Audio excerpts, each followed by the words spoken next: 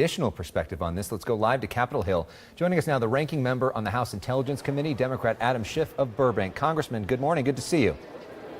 Good morning. Good to see you. Okay, so President Trump ran saying that he was going to do this, that he was going to pull out of the deal. He ran saying that he was going to shake things up. Isn't he just following through on what the American people voted for? Well, he's certainly following through on a very ill-considered idea that he expressed during the campaign, and that is that he should tear up an agreement even though Iran was complying with it, that basically one president shouldn't honor the word of the United States of America. The result is going to be the slow unraveling of this deal, particularly if we impose sanctions on the Europeans who want to stay in this deal.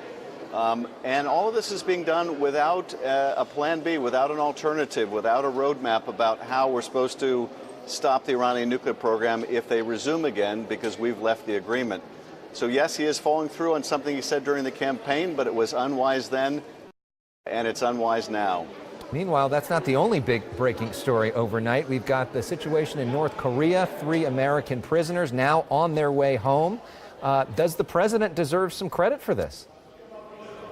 Well, I'm certainly glad that the prisoners are coming home, and yes, he helped arrange for their return and certainly deserves credit for doing so. But the president has also made reaching an agreement with North Korea, the bigger picture, much more difficult. Why should North Korea trust that we will keep our word if we enter into a North Korean deal on their nuclear program? And what's more, I think he increased Kim Jong-un's leverage, because now Kim Jong-un realizes that the president needs this deal, having walked away from the Iran deal, more than Kim Jong-un does. So he can exact, I think, a higher toll in the negotiations. He can get weaker inspections and stronger terms that favor North Korea than we might have gotten had the president stayed in the Iran deal.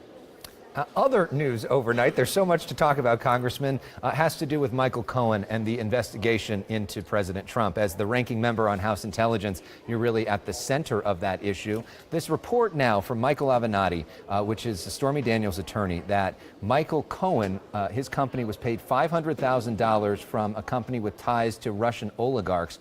Is that something you uncovered in your investigation? What do you know about that, and what's your reaction to it? This is not something that we are aware of in our investigation.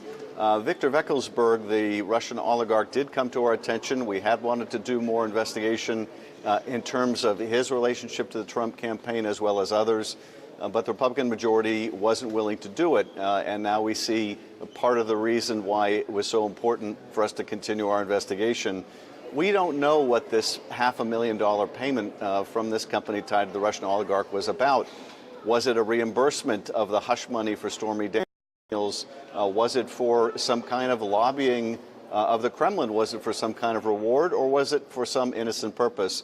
We don't know the answers, but I'm confident that Bob Mueller will find out if we can make sure we protect the Mueller investigation and he's allowed to do his job.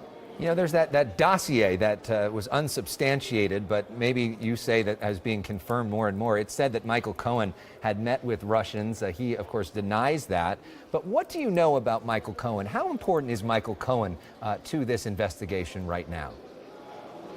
Well, he's very important, and one of the things that we wanted to do to try to either confirm or disprove the allegations in the dossier, in the Steele reports, is get Michael Cohen's travel records, find out whether he went to Europe and where he went to Europe.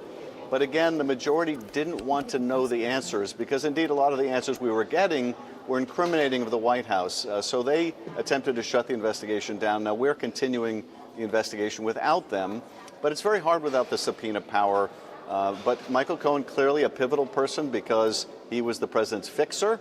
And one of the allegations in the dossier is that he went to Europe to fix the fact that it was becoming public about the Russian support for the Trump campaign. So we need to either confirm it or be able to refute it. And of course, if Democrats win control of the House, you would get subpoena power as the likely chairman of the House Intelligence Committee at that point. One last question. President Trump tweeting about the media again, his favorite target, talking about fake news and talking about the possibility. At the end of that tweet right there, he says, take away credentials, question mark.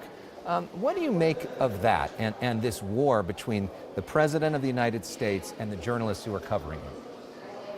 Well, I'm glad you asked that question because That really leapt out at me as well. This is, I think, a follow-on to his suggestion earlier that maybe we should pull the license of NBC because I don't like their coverage. Here he's saying, should we pull the credentials of reporters who write about the malfeasance of my administration? This is a direct attack on the freedom of the press and our First Amendment. And what America needs to know is we need to be vigilant because you don't lose your freedoms all at once. When a free society loses its freedom, it happens one small, sometimes unnoticeable step at a time. And this is a direct assault on our freedom of expression and freedom of the press.